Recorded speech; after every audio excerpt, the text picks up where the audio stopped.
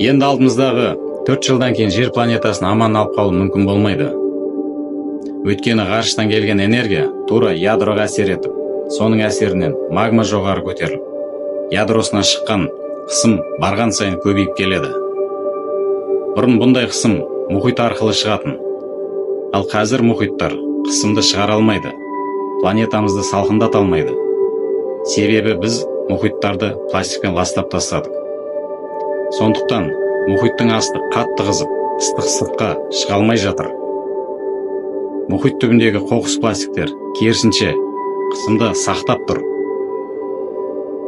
Бүкіл жер экосистемасы бұзылды.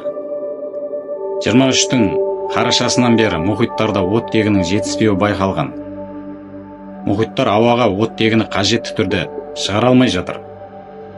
Керісінше көміртегі бөліп шығаруда. Тіпті ормандар да оттегі емес, көміртегін шығарып жатыр. Бұл деген сұмдық апат.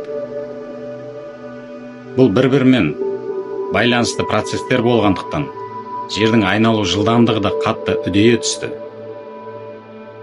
Соның кесірінен жердің формасы өзгеріп жатыр. Ол кеңейіп, жарықтар пайда болып, көлдер тартылуда. Климаттық апаттар күн санап өсуде. Планетамызды құтқаруға аз уақыт қалды. Осы үлкен экосистеманың тепе-теңдігін ұстап тұру үшін өте ауқымды мәселені шешу керек. Адамдардың батыл қадамдары керек.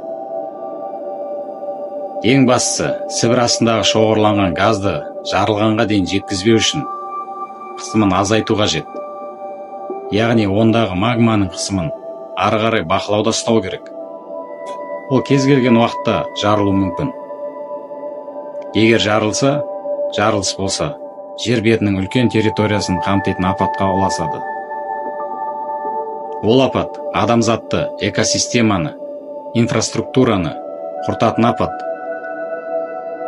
Ғалымдар дабыл қағып жатыр.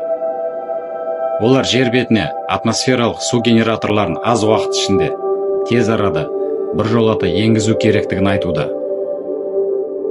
Бұл бізге мұхиттарды пластиктен тазартып, жер бетінің су алмасу процесін қалыпқа келтіруге мүмкіндік береді.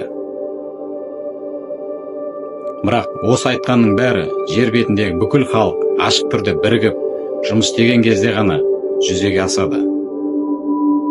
Бұған азды көпті 4-5 жыл кету мүмкін.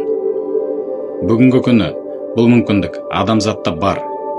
Бірақ өкінішке қарай климат бізді күтпейді. Оны біз өз уақытында естиміз бе, жоқ па, әңгіме сонда.